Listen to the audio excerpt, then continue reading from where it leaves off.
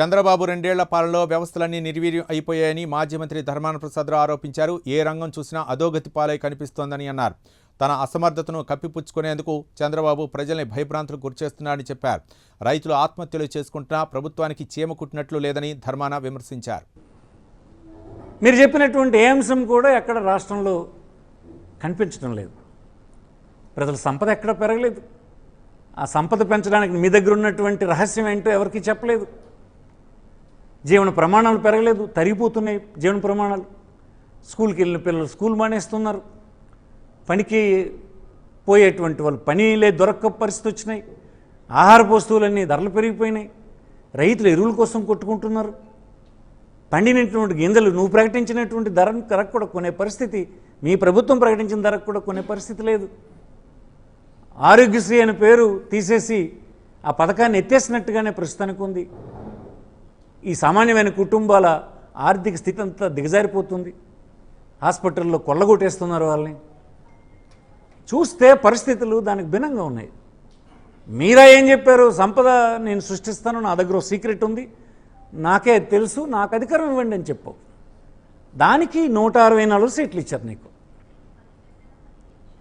ఇది ఒక వ్యక్తి మీద సాధించడానికో, ఒక వ్యక్తి గురించి ప్రజలకు చెప్పడానికో కాదు కదా. అతను క్రిమినల్ అని, అతని వలన ప్రమాదం అని వాటికి నీకు ఓట్లు వేయలేదు. మళ్ళీ చెప్తున్నాను, మీకు ఓట్లు వేసింది మీరు సంపద సృష్టిస్తానంటే వేశారు. ప్రజల జీవన ప్రమాణాలు పెరుగుతాయని అంటే చెప్పారంటే మేము ఇచ్చినటువంటి ఆనాడు మేము ప్రభుత్వంలో ఉన్నప్పుడు ఇచ్చినటువంటి ప్రతి ఆర్థిక సహాయాన్ని రెట్టింపు చేస్తానని మీరు చెప్తే వేశారు. అనేక మంది నిరుద్యోగులకి ఉద్యోగ అవకాశాలు కలుగుతాయంటే వేశారు. రైతులకు నేను బ్రహ్మాండమైనట్టు గిట్టుబాటు ధరలు ఇస్తానంటే నీకు ఓటేశారు.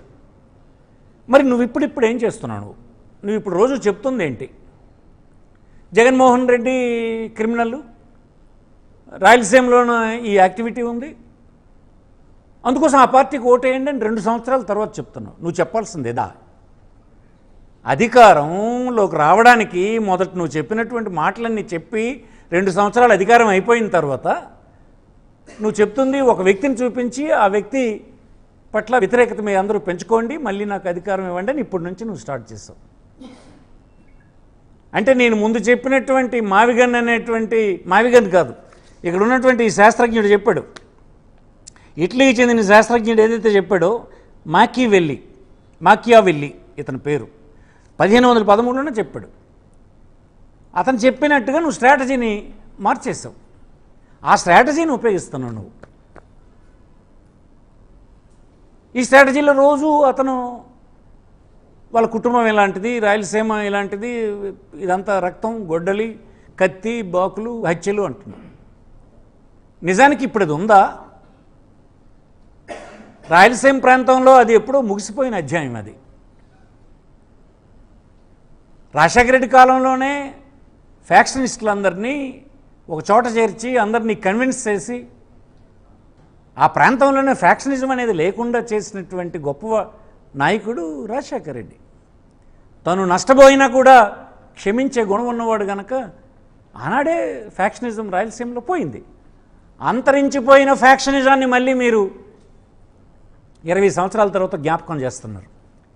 జ్ఞాపకం చేసి మీరిప్పుడు ఫ్యాక్షనిజాన్ని మళ్ళీ మీరు తనుకోండి, కొట్టుకోండి అని చెప్పినట్టుగా ఉంది తప్ప,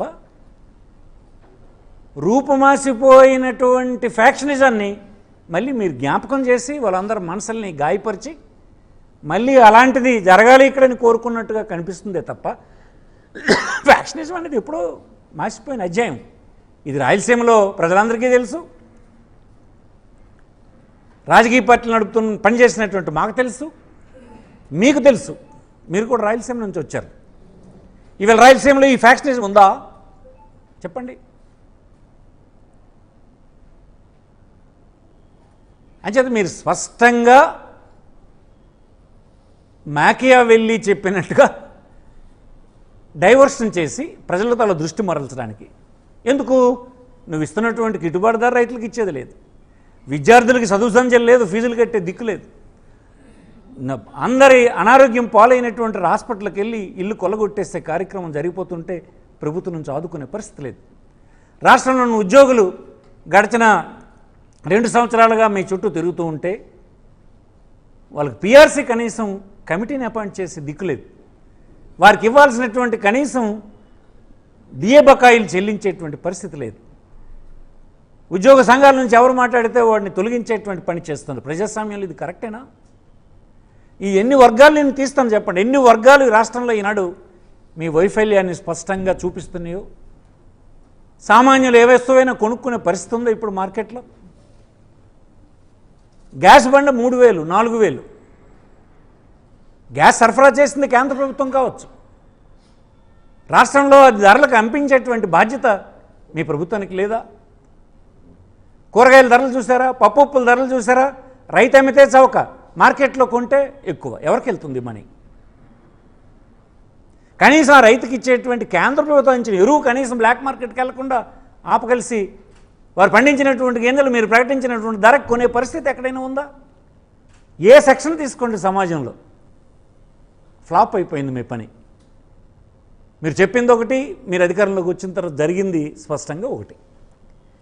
ఇలాంటి పరిస్థితుల నుంచి ప్రజల్ని మలచడానికి కత్తి, గొడ్డలి, రాజశేఖర రెడ్డి కుటుంబం, అక్కడ రాయలసీమ పరిస్థితులు చెప్తే ఎప్పుడైపోయినాయి? అవన్నీ ఎప్పుడో ముగిసిపోయినాయి. ఆ పరిస్థితులన్నీ 2 జనరేషన్ ముందు మాట. ఈనాడు ఎక్కడున్నాయండి? మీరు ఎన్నికల ముందు చిన్న గమ్మత్తు చేశారు. రాజశేఖర రెడ్డి కొడుకు జగన్మోహన్ రెడ్డి భూములు తీసుకుంటాడని చెప్పావు. ఎందుకు అరణ్ చేత నమ్మించగలిసావు? ఆనాడు మేము చేపట్టినటువంటి సర్వే స్టోన్ మీద మన జగన్మోహన్ రెడ్డి గారి ఫోటో పెట్టామని అది చూపించి, రైతులకు ఇచ్చిన పాస్బుక్ మీద జగన్మోహన్ రెడ్డి గారి ముఖ్యమంత్రి ఫోటో ఉందని ఈ 2 చూపించి ఆయన భూమి తీసుకుంటాడని ఎన్నికల ముందు ప్రజల్ని ఆలోచించడానికి వీలు లేకుండా నీకు అనుకూలంగా ఉన్నటువంటి మీడియా ఛానల్స్తో భయభ్రాంతులను చేసి నమ్మించి అధికారం చేజిక్కించుకున్నారు. అది నిజమా? జగన్మోహన్ రెడ్డి గారే కాదు, ఈ దేశంలో ఈ రాజ్యాంగ పరిధిలో పనిచేస్తున్నటువంటి ఎవరైనా అలాగ భూమి తీసుకునే అవకాశం ఉందా? ఇన్ని సంవత్సరాలు ముఖ్యమంత్రిగా పనిచేసినటువంటి మీరు, రెవెన్యూ మంత్రిగా పనిచేసిన అనుభవం ఉన్నటువంటి మీరు చెప్పగలరా? ఆనాడు మీరు విజయం సాధించారు. కొన్ని సందర్భాల్లో ప్రజలు కొన్ని తొత్రపాట్లకు గురవుతారు, అంత మాత్రం చేత అవి వాస్తవాలు అయిపోవు. ఆనాడు ఎందుకు వేసాము? 100 సంవత్సరాలుగా ఈ రాష్ట్రంలో సర్వే జరగకపోతే మళ్ళీ జగన్మోహన్ రెడ్డి గారి కాలంలో సర్వే జరిగిందనేటువంటి ఒక స్టోను ఉంటే భవిష్యత్ జనరేషన్స్ ఎప్పుడైనా ఇది కరెక్ట్గా జరిగినటువంటి సర్వే స్టోన్, ఇది నా హద్దులు ఇవి అని చెప్పుకోవడానికి వీలుంటుంది. అనేకమైనటువంటి రాళ్ళు ఉన్నప్పుడు గుర్తించడానికి ఈ రాయి ఉపయోగపడుతుంది అనేటువంటి దృష్టితో వేసినంత మాత్రాన మీరు ఎన్నికల్లో దాన్ని ప్రజల్లో అపోహలు క్రియేట్ చేసి భయభ్రాంతులకు గురి చేసి ఓటేయించుకోగలిశారు. అలాగే అన్నిసార్లు మీకు కుదిరిపోద్ది అనుకుంటున్నారా?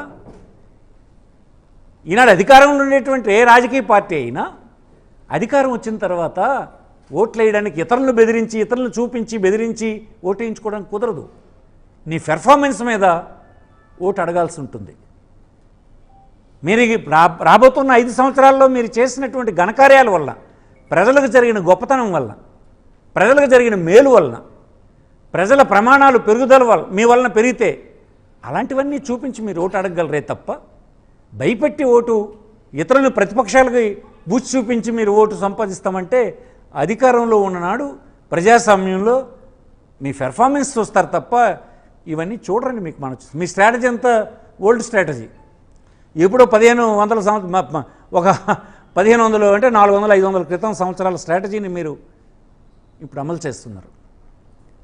అది కాకపోతే ఈనాడు మీరు చెప్పాల్సిందేంటి? మీరు శ్రీకాకుళం మొన్న వచ్చారు, 2 సంవత్సరాల తర్వాత ముఖ్యమంత్రి వచ్చాడని అందరూ ఉత్సాహంగా, మీ పార్టీ నాయకులే, మా ముఖ్యమంత్రి గారు ఇక్కడ ఈ జిల్లా ప్రయోజనాల కోసం ఏదైనా ప్రకటిస్తారని వెళ్తే మీరు ఒక కంప పట్టుకొని వివిధ ప్రాంతాల నుంచి తెచ్చిన చెత్త అక్కడే పోయించి ఆ చెత్త తుడిచినట్టు ఒక ఫోటో తీయించుకొని మీరు వెళ్ళిపోతారా? ఇదా మీ నుంచి ఎక్స్పెక్ట్ చేసింది శ్రీకాకుళం ప్రజలు? స్వాతంత్రం వచ్చి నుంచి దేశంలోనే అత్యంత వెనుకబడిన జిల్లాగా మిగిలిపోయినటువంటి శ్రీకాకుళం. మీరు గడిచిన 20 సంవత్సరాల్లో ఏనాడు కూడా మీ చేత్తో ఒక ప్రోగ్రాంకి అవసరమైనటువంటి నిధులు బడ్జెట్లో ఏనాడు పెట్టినటువంటి మీరు మళ్ళీ ఇప్పుడు కూడా వచ్చి మళ్ళీ చెత్త నుంచి సంపత్తి తీస్తాను, చెత్త మీద కంపేసి ఊడ్చేసి ఎగిరిపోయినారు.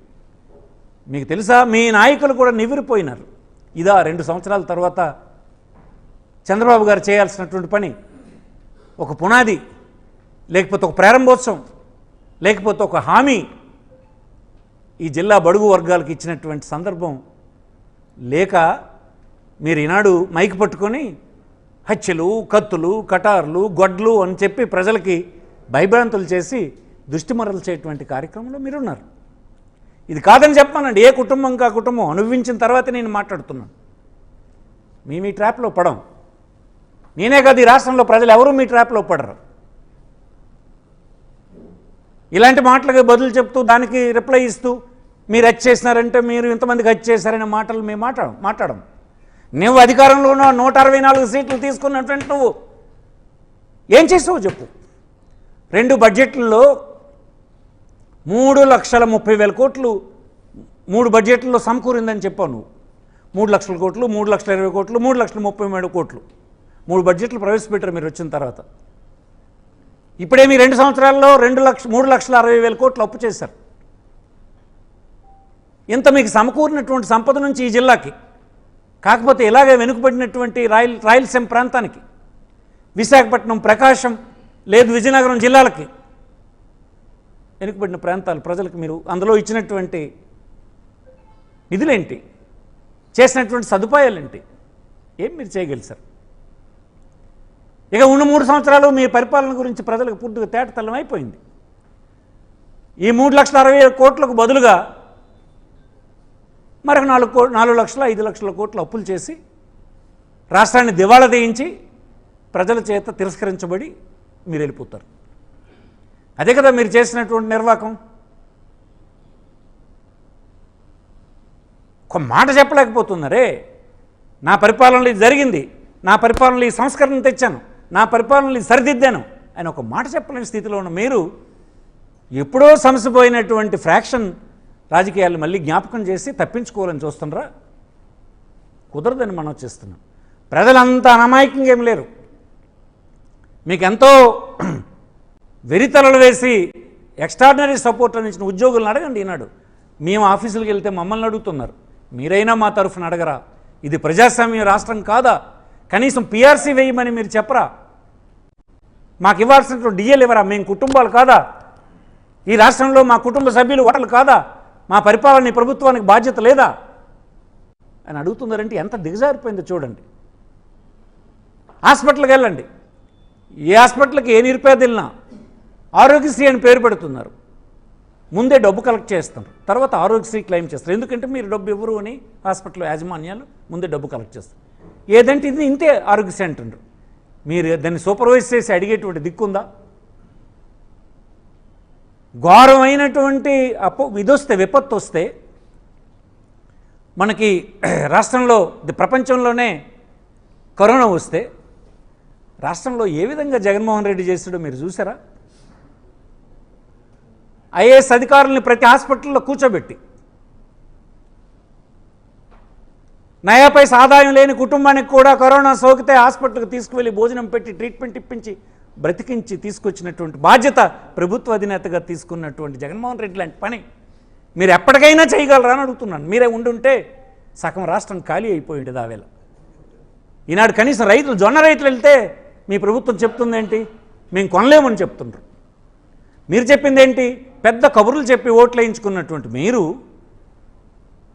ఎన్నికైపోయిన వెంటనే నా దగ్గర డబ్బులు లేవు అనేటువంటి మాట ఆ బీదవాళ్ళకు మీరు చెప్పారు. కనీసం వాళ్ళు బీదవాళ్ళని కదా, నీకు ఓటేసిన తర్వాత కదా ఈ మాట చెప్పావు. నువ్వు అంతగా 6 మాసాల ముందే ఏం చెప్పావు? సంపద సృష్టిస్తానని చెప్పావు. నా అనుభవం మీకు తెలియదని చెప్పావు. దీనికి రెట్టింపిస్తానని చెప్పావు. మీ ప్రమాణాలన్నీ పెరిగిపోతాయని చెప్పావు. 164 సీట్లు ఇచ్చేస్తే నువ్వు చేసిన పనిదా? దీని గురించి నువ్వు ఇప్పుడు చెప్పకుండా ప్రతిరోజు నువ్వు ఒక వ్యక్తిని టార్గెట్ చేస్తూ, జగన్మోహన్ రెడ్డి గారి కుటుంబాన్ని టార్గెట్ చేస్తూ అతను క్రిమినల్ అని చెప్పదలుచుకున్నావు. నిజంగా జగన్మోహన్ రెడ్డి క్రిమినలా? అతని వల్ల ప్రయోజనం పొందినటువంటి కోట్లాది కుటుంబాలు మేము చూపిస్తాం రండి.